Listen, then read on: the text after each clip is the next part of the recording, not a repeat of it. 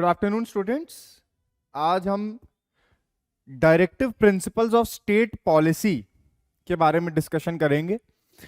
Directive principle of state policy का part है part 4 of the constitution, याद रखिएगा। पार्ट 3 क्या था, बहुत इंपॉर्टेंट, फंडामेंटल राइट। पार्ट 4 क्या है, DPSP, directive principle of state policy. DPSP और फंडामेंटल राइट में आपस में भी एक बहस चलती है, वो भी देखेंगे, दोनों में डिफरेंसेस को भी समझने की कोशिश करेंगे।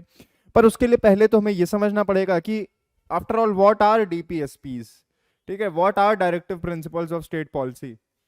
देखिए, जो डीपीएसपी है, it is based on the will of the founding fathers of the constitution. The founding fathers of the constitution wanted these principles to be adopted by successive governments. ध्यान से सुनिए मैंने क्या कहा। The founding fathers of the constitution wanted the principles enshrined in the DPSP to be followed, to be inculcated by successive governments।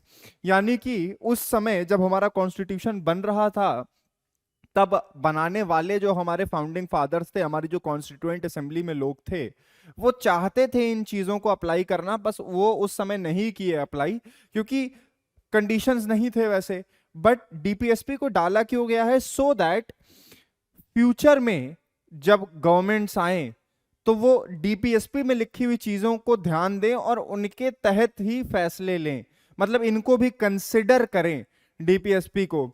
DPSP apply नहीं होता है, constitution में है बट अप्लाई नहीं होता है जब तक until and unless the parliament makes a law.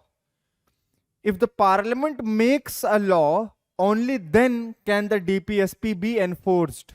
फिर से सुनिए, only when the parliament makes a law in this regard can the DPSP be applied, enforced. ठीक है, बिना लॉ बनाए directive principle of state policy apply नहीं किए जा सकते। ठीक है, ये बात याद रखेंगे। अच्छा, डीपीएसपी को हम बेसिकली 3 कैटेगरीज में बांट सकते हैं। पहला है सोशलिस्ट, दूसरा है गांधीयन, तीसरा है लिबरल और चौथा भी एक है जनरल। 3 + 1 4। कौन कौन से?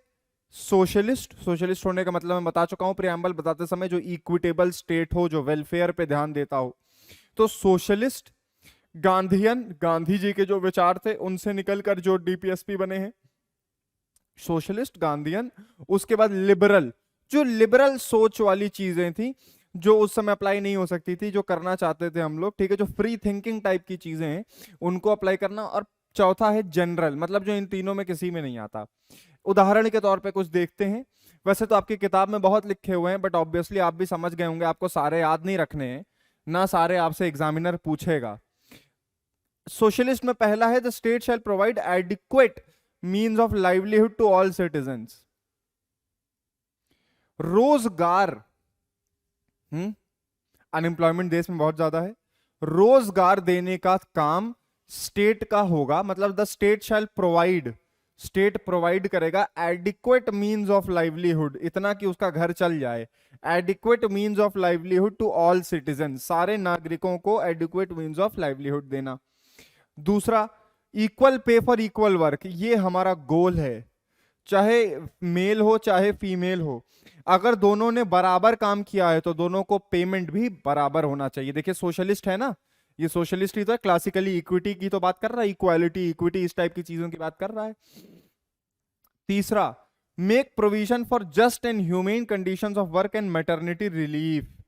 जो लोग काम करते हैं इंडस्ट्रीज में या ऑफिस में भी, ठीक है, उनके लिए जस्ट और ह्यूमेन कंडीशन काम के, ठीक है, हजार्डस कंडीशन ना हो, ठीक है, उनको, उनके हेल्थ को ना नुकसान हो काम करने की वजह से, ठीक है, तो उसके लिए भी प्रोविजन बनाने के लिए डीपीएसपी में लिखा हुआ है। और मैटरनिटी रिलीफ, ये तो अब मिलने भी लगी है, देखो ये तो अप्लाई हो गया, पार्लियामेंट ने लॉ बना दिया, ठीक है। प्रेग्नेंट महिलाओं को ड्यूरिंग प्रेगनेंसी पेड लीव मिलना, ठीक है, मैटरनिटी रिलीफ मिलना, ठीक है, उनको छुट्टी मिलना पेड, ठीक है।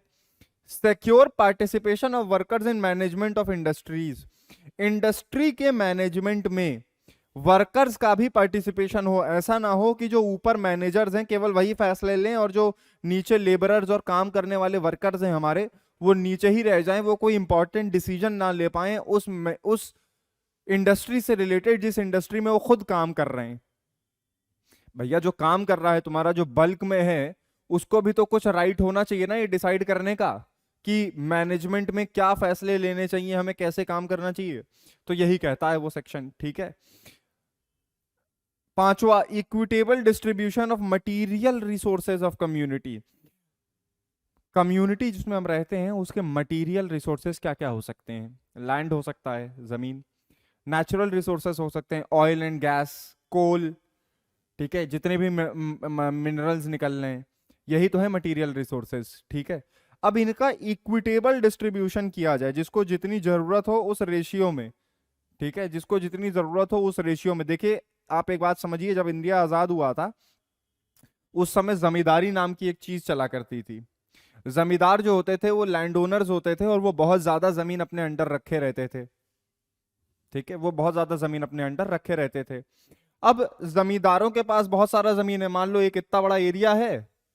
अब इस एरिया में इतनी जमीन एक ही आदमी की है, ठीक है, मेजोरिटी जमीन एक ही आदमी की है। अब बाकी कई लोग लैंडलेस हैं, ठीक है, कई लोग लैंडलेस है, कई लोगों के पास जमीन ही नहीं है और एक आदमी के पास आधे से ज्यादा जमीन है। तो ये तो इक्विटेबल नहीं हुआ। इसीलिए देखो इस वाली डीपीएसपी के ही ऊपर चलते हुए हमने जमींदारी अबॉलिशन एक्ट्स बनाए। हर स्टेट में जब इंडिया आजाद हुआ था 1950s, 51, 52, Bihar land reformation act, Uttar Pradesh zamindari abolition act, इस टाइप के कानून बने। क्यों बने? ताकि मटेरियल रिसोर्सेज को डिस्ट्रीब्यूट किया जा सके। तो ये डीपीएसपी तो अप्लाई हो गया, लॉ बना के करने की कोशिश की गई इसे, ठीक है। अगले पे आइए।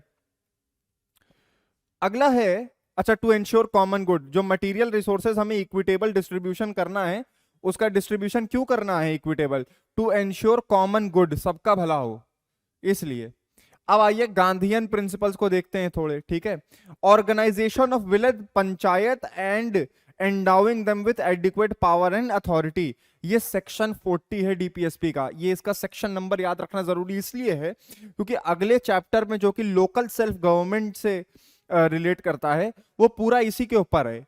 ये डीपीएसपी था और गांधी जी काफी चाहते थे कि जो लोकल सेल्फ गवर्नमेंट है, जो गांव लेवल पे जो लोग हैं, वो भी फैसला ले पाए। 3 टियर गवर्नमेंट हो, टियर 1 सेंटर, टियर 2 स्टेट और tier 3 local bodies, municipality urban area में और पंचायत लोकल एरिया में। 3 tier government, tier 1 centre Lok Sabha विधान राज्यसभा, टियर 2 स्टेट विधानसभा विधान परिषद। एक बार फिर से रिवाइज करते हैं, रुको। Tier 1 Lok Sabha Rajya Sabha central government, tier 2 state government, कौन कौन से? विधानसभा या कुछ स्टेट्स में विधान परिषद भी होता है। टियर 3 तीसरा लेवल गवर्नेंस का, लोकल गवर्नमेंट, पंचायत गांव में, म्युनिसिपैलिटी अर्बन एरियाज में, ठीक है। अगला, promote cottage industries. Cottage industry बोले तो, कॉटेज इंडस्ट्री बोले तो जो आर्टिजन्स होते हैं, जो वर्कर्स होते हैं, देखा होगा आपने, कपड़ा चिकन का वर्क करने वाले, मतलब चिकन नहीं, वो कपड़े वाला चिकन, चिकन का काम करने वाले, और क्या करने वाले? अरे भाई, कॉटेज इंडस्ट्री मतलब जो लोकल आर्टिजन्स की इंडस्ट्री होती है। जैसे हर जगह पे कुछ ना कुछ चीजें फेमस होती हैं, जैसे बंगाल के वर्कर्स का कुछ फेमस होगा, ठीक है, जैसे मिठाई बनाते हैं वहां पे लोग, काफी बेहतरीन मिठाई बनाते हैं। तो भाई जो छोटे मिठाई बनाने वाले हैं उनको प्रमोशन दिया जाए, ठीक है। लखनऊ में चिकन का काम होता है, राजस्थान में लकड़ी के खिलौनों का काम होता है, ऐसी चीजों का। तो इन वर्कर्स को, इनकी जो छोटी छोटी इंडस्ट्रीज है, इनको और स्ट्रांग किया जाए। इसका फायदा होता है, अगर बहुत सारी छोटी छोटी इंडस्ट्रीज होती हैं तो बहुत लोगों के पास एम्प्लॉयमेंट और पैसा और सेल्फ एम्प्लॉयमेंट होता है, बजाय इसके कि एक कंपनी है, वो बड़ी कंपनी है, वो खिलौने बना रही है सबके लिए। उससे बढ़िया है छोटे छोटे कई लोग खिलौने बना रहे हैं, बेच रहे हैं। तो कॉटेज इंडस्ट्री का प्रमोशन, ये भी गांधी जी का सपना था।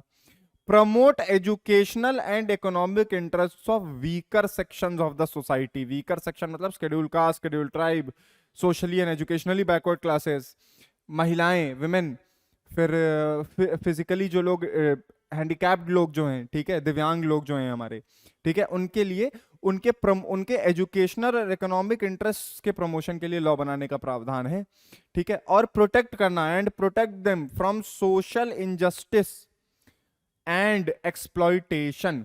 एक्सप्लॉयटेशन से और सोशल इनजस्टिस से बचाना, ठीक है, ये भी बात है।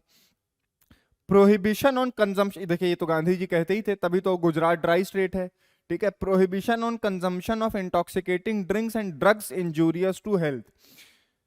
गांधी जी चाहते थे कि अल्कोहल का कंजम्पशन खत्म हो जाए और ऐसी कोई भी सब्सटेंस जो कि इंजूरियस हो हेल्थ के लिए उसको बंद कर दिया जाए। तो ये भी डीपीएसपी में है, पता नहीं ये कब अप्लाई होगा, अप्लाई होगा भी कि नहीं, नहीं होगा। बिहार में है, खैर देखिए अल्कोहल बैन है, गुजरात में भी है। Organize animal husbandry and ban slaughter of cows and other milk animals. Gandhi ji गौ हत्या के बड़े अगेंस्ट थे। गांधी जी काउ स्लॉटर बिल्कुल नहीं चाहते थे, ठीक है। तो एनिमल हस्बेंड्री का प्रमोशन, एनिमल हस्बेंड्री बोले तो एनिमल कीपिंग, जो फार्मिंग के साथ साथ जो लोग जानवर रखते हैं ना, गाय भैंस बकरी मुर्गियां, ठीक है। तो एनिमल फिशरी ये भी आ गया इसमें। एनिमल हस्बेंड्री एंड बैन करना स्लॉटर किसका, काऊ का, काव का और अदर मिल्क एनिमल्स का, दूध देने वाले जानवरों का, ठीक है। अब आइए लिबरल प्रिंसिपल्स पे। तो सबसे पहला है यूनिफॉर्म सिविल कोड। इस पे खूब बहस चल रही है। आपको मालूम होना चाहिए इंडिया में एक कॉमन क्रिमिनल कोड एग्जिस्ट करता है। इसका क्या मतलब है सर? इसका मतलब ये है कि मान लो मैंने चोरी करी, मैं हिंदू हूं, मान लो एक मुस्लिम ने चोरी करी, वो मुस्लिम है, तो क्या मुझे जेल होगी 2 साल की और उसके हाथ काट दिए जाएंगे? क्योंकि इस्लाम में तो सजा हाथ काटने की है चोरी की, ठीक है। ऐसा नहीं होता है, लेकिन सबको सेम सजा मिलती है। जो आईपीसी इंडियन पीनल कोड में जो सजा लिखी होगी चोरी के लिए, थेफ्ट के लिए, वो मिलेगी। तो कॉमन क्रिमिनल कोड तो है, कोई भी सिटीजन हो उसको सजा जो है, या नॉन सिटीजन भी हो उसको सजा आईपीसी या सीआरपीसी के अंडर से ही मिलती है। बट यूनिफॉर्म सिविल कोड नहीं है, सिविल कानून एक नहीं है। फैमिली से रिलेटेड मैटर, डाइवोर्स से रिलेटेड मैटर, मैरिज से रिलेटेड मैटर, अडॉप्शन से रिलेटेड मैटर्स, प्रॉपर्टी से रिलेटेड मैटर जो पार्टीशन प्रॉपर्टी होती है। अब इन सब मैटर्स के लिए कानून हर धर्म के हिसाब से अलग अलग है। हिंदूज के लिए Hindu marriage act, Hindu succession act और ये सब है। मुस्लिम्स के लिए अलग एक्ट्स हैं और उनका कुरान से गवर्न होता है ज्यादातर। क्रिश्चियंस के लिए अलग एक्ट हैं और तो और ऊपर से सेक्युलर लॉ भी है, special marriage act.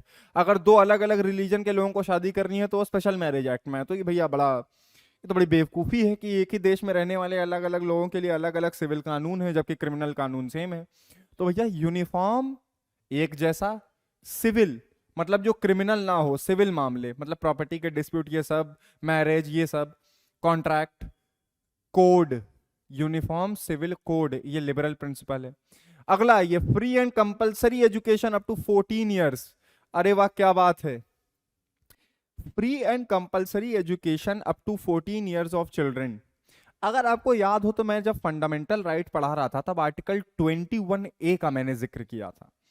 Article 21A fundamental right है और सेक्शन 45 डीपीएसपी है। मतलब आर्टिकल 45, कॉन्स्टिट्यूशन में सेक्शन नहीं कहते हैं, आर्टिकल कहते हैं, मेरी गलती है, सॉरी, ठीक है। बिल्कुल वैसे ही जैसे पिछला हमने गांधी जी वाले प्रिंसिपल में देखा, यहां पे सेक्शन 40 होगा जो ऑर्गेनाइजेशन ऑफ, आर्टिकल 40 होगा जो ऑर्गेनाइजेशन ऑफ विलेज पंचायत वाली बात है। ये आर्टिकल 40 था, ये याद रखिएगा। और अगला आर्टिकल 45 याद रखिएगा। आर्टिकल 45 डीपीएसपी था, directive principle of state policy था, कि फ्यूचर में लॉ बनाइएगा इस चीज को लेके कि बच्चों को जो 14 साल तक के हैं कंपलसरी और फ्री एजुकेशन मिल पाए, ठीक है। हमने ये कर दिखाया, क्यों? क्योंकि इसमें तो डीपीएसपी है बट हमने लॉ बना दिया है। हमने फंडामेंटल राइट कब ऐड हुआ? 86th अमेंडमेंट, देखो बगल में लिखा हुआ है 2002, कई बार बताया है। तो वहां पर फंडामेंटल राइट है। कोई बच्चा है 6 से 14 साल के बीच का और उसके पास पैसे नहीं है पढ़ाई के लिए, तो वो एज अ राइट मांग सकता है गवर्नमेंट से कि मुझे पढ़ना है भाई, मेरा राइट है ये। तो फ्री में स्कूल चलते हैं, आंगनवाड़ी स्कूल और ये सब, जहां मिड डे मील वगैरह मिलती है, आपको मालूम होगा सरकार चलाती है। तो ये तो अप्लाई हो गया, ठीक है। ये डीपीएसपी था बट ये अप्लाई हो गया। डीपीएसपी जब तक अप्लाई नहीं होते हैं तब तक अप्लाई नहीं होते हैं, तब तक केवल कॉन्स्टिट्यूशन में लिखे हुए हैं। क्यों लिखे हुए हैं? ताकि फ्यूचर में जो गवर्नमेंट जब लॉ बनाए किसी चीज को लेके, कोई पॉलिसी पे डिसीजन ले, तो एक बार डीपीएसपी के बारे में सोच ले। क्योंकि हमारे कॉन्स्टिट्यूशन के forefathers they wanted these principles to be applied by successive governments. जो आगे आने वाली गवर्नमेंट्स हैं वो इन प्रिंसिपल्स को अप्लाई करें, ऐसा चाहते थे हमारे कॉन्स्टिट्यूशन को बनाने वाले फोरफादर्स, ठीक है। फिर अगला क्या है, separation of judiciary from executive. सही बात है, जुडिशरी जो है वो एग्जीक्यूटिव से फ्री होनी ही चाहिए। ठीक है, जुडिशरी जो है वो एग्जीक्यूटिव से फ्री होनी चाहिए, वरना इम्पार्शियल डिसीजन कैसे लेगी। मान लीजिए जुडिशरी लेजिस्लेचर और मान लीजिए लेजिस्लेचर और एग्जीक्यूटिव का बड़ा प्रेशर हो जुडिशरी पे, जजेस पे, कोर्ट्स पे, तो क्या कोर्ट्स और जजेस कभी भी डिसीजन ले पाएंगे एग्जीक्यूटिव के खिलाफ या नेताओं के खिलाफ? नहीं ले पाएंगे। इसीलिए सेपरेशन जरूरी है भैया, जज को फैसले देने हैं। हो सकता है कि आपको खिलाफ फैसला देना पड़े, अब आपका उसके ऊपर अगर प्रेशर रहेगा, अगर वो इंडिपेंडेंट नहीं रहेगा तो कभी फैसला दे ही नहीं पाएगा। तो interest of justice, to secure the interests of justice, it is important that we have separation of judiciary from executive, and separation of judiciary from executive is a hallmark feature of any liberal democracy। किसी भी liberal democracy में, किसी भी अच्छी liberal democracy में at least आपको judiciary separate ही दिखेगी executive और लेजिस्लेचर से। जज हैं भैया वो लोग। ठीक है। 4, फ्री लीगल एड। ठीक है, गरीब व्यक्ति एडवोकेट हायर नहीं कर पा रहे हैं अगर पैसे के अभाव की वजह से, due to insufficient fund, he is unable to hire advocates and represent himself in a criminal or a civil trial. So the state shall endeavor to provide him with free legal aid। जो state है, जो सरकार है, ये इसकी duty मानी जाएगी कि वो फ्री लीगल एड प्रोवाइड करे। गरीब, इंडिजेंट कहते हैं जो एकदम सड़क छाप गरीब होता है एकदम, जिसके पास 1 रुपया नहीं होता। ठीक है, अब आ जाइए जनरल प्रिंसिपल्स पे, directive principle of state policy के। ठीक है, to protect and improve, protection and improvement of the environment and safeguard forest and wildlife. Environment का प्रोटेक्शन और वाइल्ड लाइफ का सेफगार्ड। ठीक है, एनवायरमेंट का प्रोटेक्शन और वाइल्ड लाइफ का सेफगार्ड। देखो ये भी अब अप्लाई तो होने ही लगा है, ये वाला डीपीएसपी भी। जंगल और फॉरेस्ट और ट्रीज को काटने को लेके कितने सारे लॉ हैं, आपको मालूम होगा। ठीक है, आप नेशनल पार्क बनाए गए हैं, लॉ के अंडर बनाए गए हैं, उनके आसपास कुछ मीटर के रेडियस में आप कोई इंडस्ट्री नहीं डाल सकते। आपको अगर पेड़ काटने हैं वहाँ के ओवरग्रोन तो परमिशन लेनी पड़ती है। ठीक है, तो ये सब भी देखिए अप्लाई हो ही रहे हैं। ठीक है, क्या, protection and improvement of environment and the safeguard forest and wildlife. Forest and wildlife को सेफगार्ड करना और एनवायरनमेंट को प्रोटेक्ट और इंप्रूव करना। प्रोटेक्ट मॉन्यूमेंट्स, प्लेस और object of historical interest from spoliation. जो मॉन्यूमेंट है हमारे, जो हिस्टोरिकल मॉन्यूमेंट्स हैं हमारे, उनको प्रोटेक्ट करना, उनको स्पॉइल होने से बचाना। ठीक है, या ऐसी कोई जगह है मॉन्यूमेंट के अलावा भी कोई प्लेस या ऑब्जेक्ट है हिस्टोरिकल इंटरेस्ट का। ठीक है, मॉन्यूमेंट ना भी हो लेकिन कोई जगह हो या कोई चीज हो जो हिस्टोरिकल इंटरेस्ट की हो, उसको भी बचाना स्पॉइलेशन से। ठीक है, आपको मालूम होगा जो आर्कियोलॉजिकल सर्वे ऑफ इंडिया है उसकी ड्यूटी होती है मॉन्यूमेंट्स को सेफगार्ड करना, उनको रिपेयर करना, उनको उनकी क्वालिटी मेंटेन करना। तो एक तरीके से हम कह सकते हैं ये डीपीएसपी भी अप्लाई हो रहा है, इसके ऊपर भी लॉ बनाए गए हैं। सजाएं होती हैं प्रॉपर कि अगर आप मॉन्यूमेंट पे लिटर करते हुए पाए गए, ताजमहल पे जाके ग्राफिटी बना के देखो, जेल चले जाओगे, है ना। क्यों क्यों क्योंकि लॉ बन गया है, ये डीपीएसपी अप्लाई हो रहा है। ठीक है, तीसरा, promote international peace and security. International peace और सिक्योरिटी को प्रमोट करना, इंटरनेशनल पीस और सिक्योरिटी को प्रमोट करना, ये भी अप्लाई हम करते ही हैं। इंडिया जनरली कभी वॉर तो चालू करता नहीं है। ठीक है, एक और देख लीजिए, to foster respect.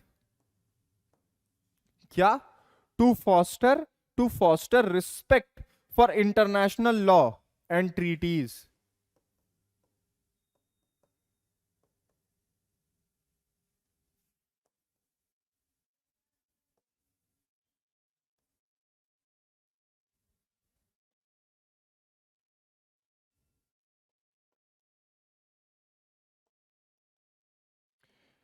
International treaty कोई साइन करता है इंडिया, जैसे इंडस वाटर ट्रीटी है पाकिस्तान के साथ,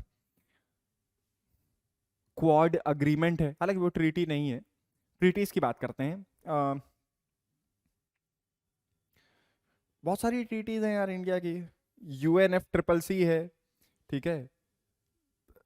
नॉन प्रोलिफरेशन ट्रीटी पे तो नहीं है इंडिया, ठीक है, उसका तो मेंबर नहीं है। बहुत सारी ट्रीटीज का मेंबर है इंडिया, इंटरनेशनल ट्रीटीज जो बनती रहती हैं आपस में कोलैबोरेशन के लिए कंट्रीज के, ठीक है। अच्छा, ट्रीटी जो होता है वो इंटरनेशनल लॉ में सोर्स होता है लॉ का, ठीक है। ट्रीटी जो होता है वो इंटरनेशनल लॉ में क्या होता है, सोर्स होता है इंटरनेशनल लॉ का, ठीक है। ट्रीटी में जो बातें लिखी होती हैं उनको लॉ माना जाता है और उनको फॉलो करना होता है दोनों पार्टीज को। तो इंडिया का ये डीपीएसपी है कि फॉस्टर करे रिस्पेक्ट, रिस्पेक्ट रखे और इंटरनेशनल लॉ के लिए और ट्रीटीज के लिए, ठीक है, इंटरनेशनल लॉ और ट्रीटीज के लिए, ठीक है। और एक और है इसका पांचवा, लिख लीजिए, ठीक है। इसका एक और है, इसका पांच, वो भी इंटरनेशनली रिलेटेड है। टू एनकरेज सेटलमेंट, एनकरेज करना सेटलमेंट इंटरनेशनल डिस्प्यूट्स का थ्रू आर्बिट्रेशन।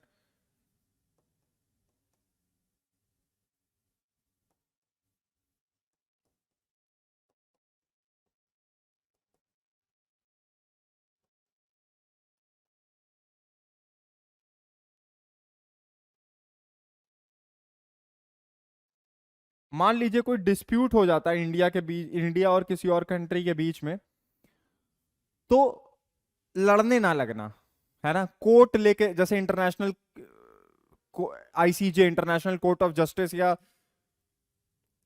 बिल्कुल एकदम लड़ने ना लगना। आर्बिट्रेशन का क्या मतलब होता है, आर्बिट्रेशन का मतलब होता है म्यूचुअल इंटरेस्ट में किया गया सेटलमेंट, हमारे दोनों फायदे में के फायदों को ध्यान में रखकर किया गया सेटलमेंट। कोई डिस्प्यूट हुआ मेरी कंट्री के बीच में, इंडिया के बीच में और अमेरिका के बीच में किसी चीज को लेके, मान लीजिए, अब उस डिस्प्यूट को लेकर के एकदम हल्ला कर देना, कोर्ट लेके चले जाना, ये कर देना, उस वो नहीं।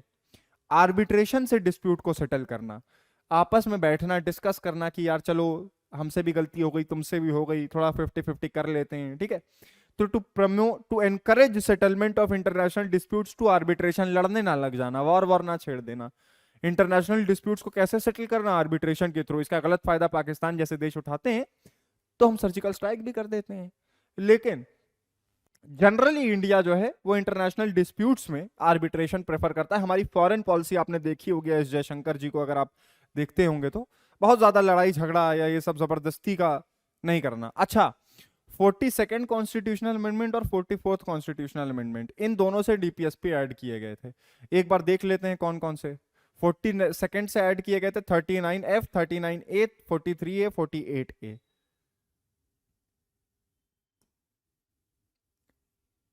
पहले 48A देखते हैं। Protection and improvement of environment and safeguard of forest and wild life, ठीक है। जो मैंने अभी आपको पढ़ाया था कि फॉरेस्ट एंड वाइल्ड लाइफ को एंडेवर करना, प्रोटेक्ट करना, वो अमेंडमेंट से आया है 42nd, याद रखिएगा 48A। फिर 43A देखते हैं, वहीं पे लिख लीजिए जहां पे आपने वो लिखा था।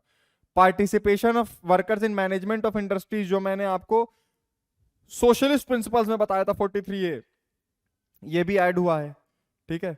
फिर है 39A, कहां गया,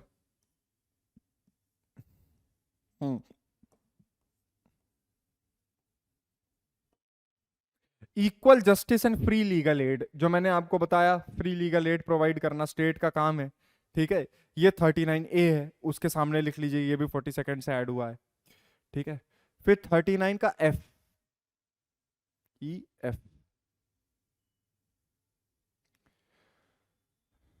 the state shell Endeavour that children are given opportunities and facilities to develop in a healthy manner and in conditions of freedom and dignity, and that childhood and youth are protected against exploitation।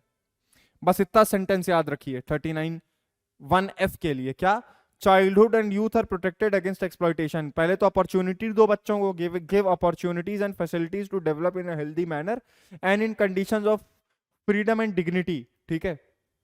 Childhood and youth are protected against exploitation, against moral and material abandonment, ठीक है। अभी देखते अगला, ठीक है। अगला तो वही है 38 का 2 ऐड हुआ है 44th से, 38 का 2,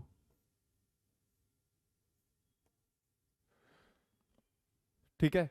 the state shell in particular minimize the inequalities of income and endeavor to eliminate inequalities in status, facilities and opportunity, and not only amongst individuals but also amongst groups of people residing in different areas or engaged in different vocation. जो main focus करना है state को, किस पे करना है? Minimise करना है इनइक्वालिटीज इन इनकम, कमाई में जो इनइक्वालिटी है, एक आदमी 100 करोड़ कमा रहा है, एक आदमी 10 रुपया कमा रहा है, ठीक है, ये तो बड़ी आज तक दिक्कत है। तो इंडिया में इनइक्वालिटी बहुत बड़ी दिक्कत है। इंडिया में अमीर लोग तो हैं लेकिन गरीब लोग भी बहुत हैं, बहुत अमीर लोग भी बहुत हैं और बहुत गरीब लोग भी बहुत हैं, ठीक है। तो इनइक्वालिटीज इन इनकम ये 38 का 2, ये 44 से ऐड हुआ है। बाकी चारों 39 का 1 का F, 39 का F मतलब सॉरी, ठीक है, फिर 39A, फिर क्या 43A, फिर क्या 48A, ठीक है, ये चारों 42nd से ऐड हुए हैं।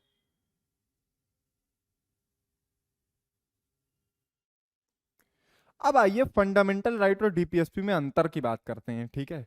बिल्कुल एक लाइन से समझिएगा, फंडामेंटल राइट राइट है, अधिकार है आपका, ये प्रिंसिपल है स्टेट पॉलिसी के, ये प्रिंसिपल्स हैं, ठीक है। तो इसीलिए फंडामेंटल राइट नेगेटिव इंजंक्शन की तरह है। नेगेटिव इंजंक्शन बोले तो मैंने फंडामेंटल राइट पढ़ाते समय ही बताया था क्या, द स्टेट शैल नॉट, ऐसे लिखे होते हैं फंडामेंटल राइट।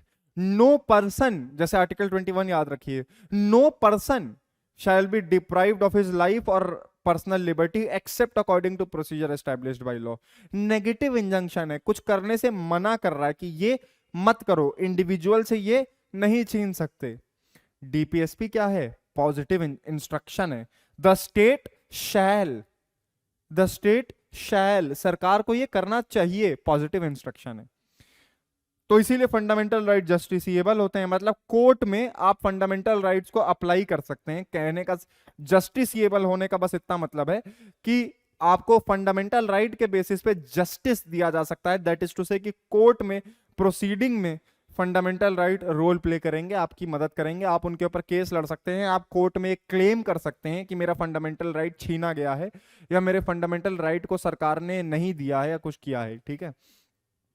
डीपीएसपी जस्टिसेबल नहीं होता। आप कोर्ट में जाकर के कभी ये नहीं कह सकते, कभी ये नहीं कह सकते कि सरकार ये देखिए, ये कि कोर्ट साहब, जज साहब ये देखिए सरकार ये वाला डीपीएसपी तो दे ही नहीं रही है। तो आप ये नहीं कर सकते। आप डीपीएसपी इंडिविजुअल नहीं मांग सकता है, डीपीएसपी स्टेट को रिकमेंडेशंस की तरह दिए गए हैं, इंडिविजुअल को राइट्स की तरह नहीं दिए गए हैं। इंडिविजुअल को राइट, अधिकार की तरह फंडामेंटल राइट दिए गए हैं, इसीलिए वो जस्टिसिएबल है। डीपीएसपी पॉजिटिव इंस्ट्रक्शंस हैं जो गवर्नेंस से रिलेटेड, जो कि फ्यूचर गवर्नमेंट्स को देखना है, ठीक है, अप्लाई करना है या नहीं करना है। इसीलिए फंडामेंटल राइट पॉलिटिकल डेमोक्रेसी की बात करते हैं, ठीक है, freedom of speech and expression etcetera etcetera. और ये सोशियो इकोनॉमिक डेमोक्रेसी की बात करते हैं, ठीक है। सोशियो इकोनॉमिक, ये बेसिकली पॉलिटिकल है, ठीक है, कि तुम्हें तुम्हारे राइट्स का वो मिले, ठीक है, तुम बोल पाओ जो भी बोलना चाहो, ठीक है, पार्टिसिपेशन हो बढ़िया। ये सोशियो इकोनॉमिक है, ये तुम्हारी इकोनॉमिक सिचुएशन को, तुम्हारी सोसाइटी में स्टैंडिंग को सुधारने के लिए, ठीक है। तो obviously fundamental right legally superior हैं, ठीक है। अगर कोई कॉन्फ्लिक्ट होता है डीपीएसपी में और फंडामेंटल राइट में, तो हमेशा फंडामेंटल राइट जीतेगा। फंडामेंटल राइट वर्सेस डीपीएसपी करोगे, हमेशा फंडामेंटल राइट जीतेगा, लीगली सुपीरियर है वो, ठीक है। ये बात state of Madras versus Champakam Dorairajan के केस में कही गई थी, ठीक है। बड़ा पुराना केस है, 1950 का केस है, ठीक है, हम जस्ट आजादी हुए थे उस समय। हुआ ये था कि जो सरकार थी तमिलनाडु की, वो पहली बार एजुकेशनल इंस्टीट्यूशन में रिजर्वेशन लाई थी। अब उस पॉइंट तक 1951 तक सरकारी स्कूलों में रिजर्वेशन देने का कोई प्रिंसिपल ही नहीं था। रिजर्वेशन एग्जिस्ट करता था लेकिन वो पॉलिटिकल फॉर्म में करता था कि इतनी सीटों पे केवल एससी का आदमी इलेक्शन लड़ेगा या ऐसा।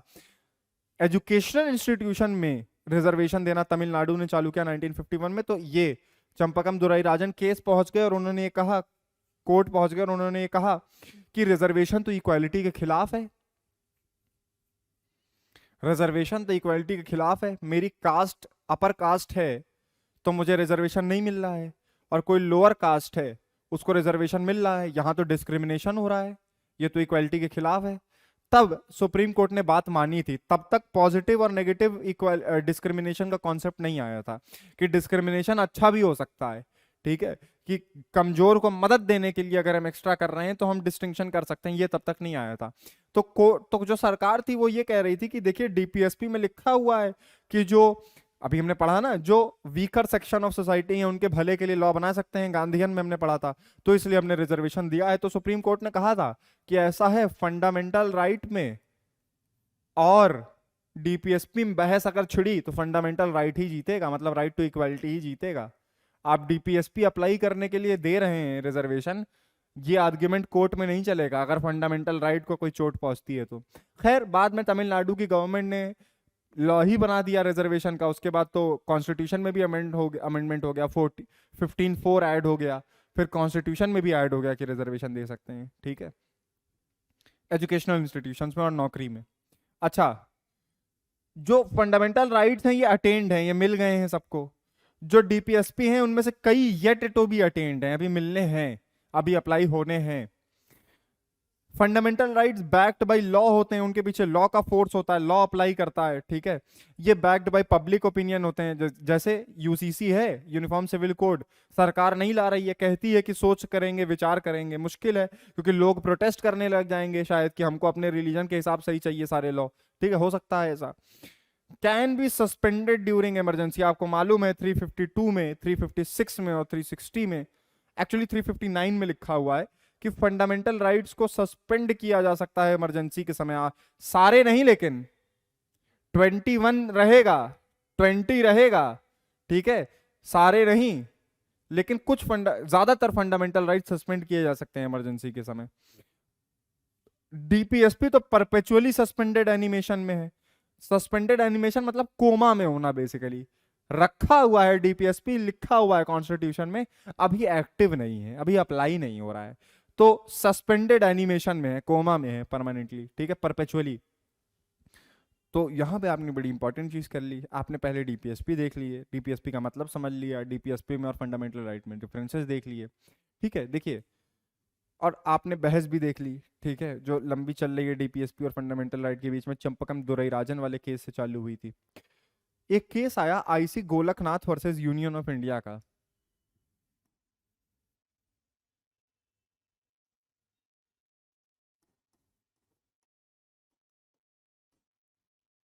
ठीक है। इसमें सुप्रीम कोर्ट ने कहा कि जो फंडामेंटल राइट हैं they cannot be amended by the parliament. The Supreme Court, in the case of Golaknath versus Union of India, 1967, held that fundamental rights cannot be amended by the parliament because they are sacrosanct, पवित्र हैं।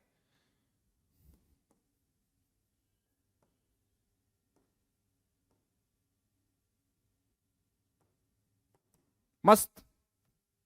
लेकिन तुरंत एक बहुत ही important, अगर कोई आपसे पूछे इंडिया की हिस्ट्री का सबसे इंपॉर्टेंट केस कौन सा है भैया बताइए, आप एक ही नाम लीजिएगा बिना ज्यादा सोचे, सोचना ही नहीं है, एक ही नाम लेना है, ये पहले देख लीजिए, लिख लीजिएगा, ठीक है।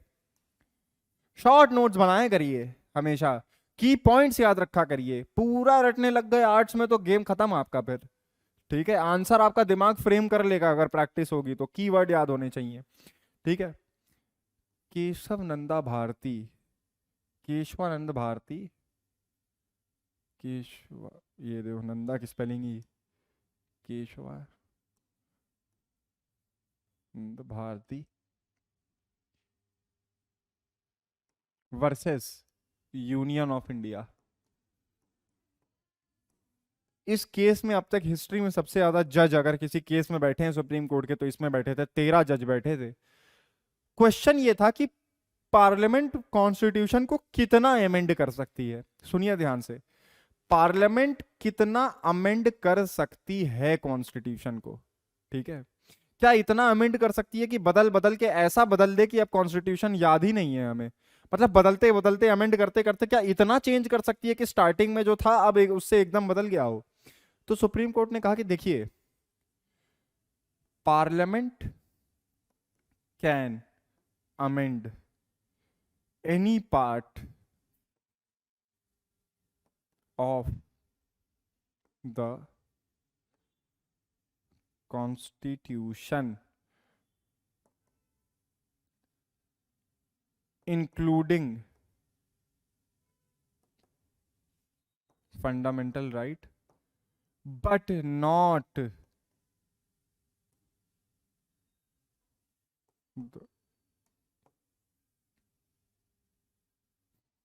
but it cannot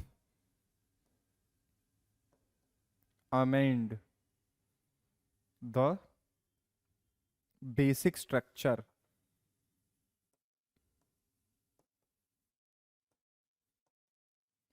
कॉन्स्टिट्यूशन के हर चीज को अमेंड कर सकता है पार्लियामेंट। ये बात समझ लीजिए, किसके अंडर? आर्टिकल 368 के अंदर, पार्ट 20 आर्टिकल 368 के अंदर। लेकिन क्या नहीं अमेंड कर सकता? बोलिए। बेसिक स्ट्रक्चर को अमेंड नहीं कर सकता कॉन्स्टिट्यूशन के। सर कॉन्स्टिट्यूशन का बेसिक स्ट्रक्चर है क्या? अब ये चीज सुप्रीम कोर्ट ने उस समय नहीं एक्सप्लेन करी। अलग अलग जज अलग अलग चीजों को बेसिक स्ट्रक्चर मानते हैं कॉन्स्टिट्यूशन का। लेकिन एक बात तो श्योर है, कुछ तो स्ट्रक्चर है कॉन्स्टिट्यूशन का। जो बना था ओरिजिनल कॉन्स्टिट्यूशन, ऐसे समझो तुम घर बनाते हो, घर पे चेंज तो कर सकते हो, कमरा तोड़ के नया बनवा दिया, ऊपर नया पेंट मरवा दिया, करते हो।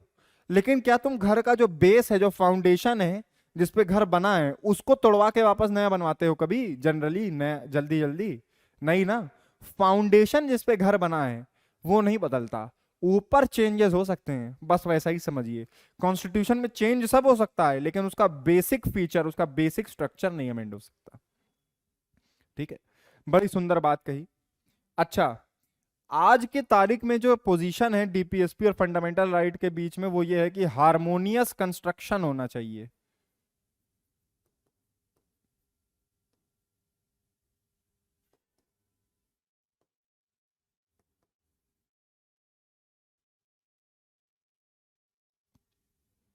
ठीक है, हार्मोनियस कंस्ट्रक्शन मतलब दोनों के बीच में एक एक दोस्ती, मतलब दोनों के बीच में एक बैलेंस बना के चलना चाहिए हमें।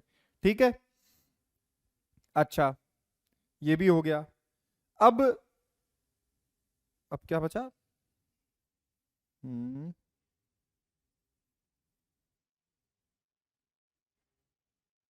हम्म ठीक है, अब सब कुछ हो ही गया है वैसे।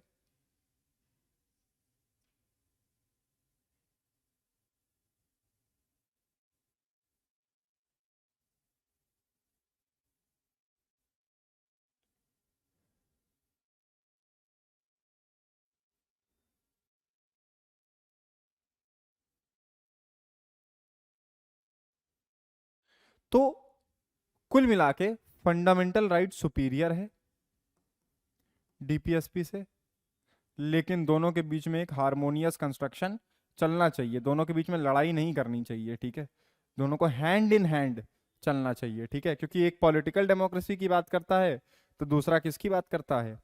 सोशियो इकोनॉमिक पॉलिसी की, सोशियो इकोनॉमिक डेमोक्रेसी की। ठीक है, ओके।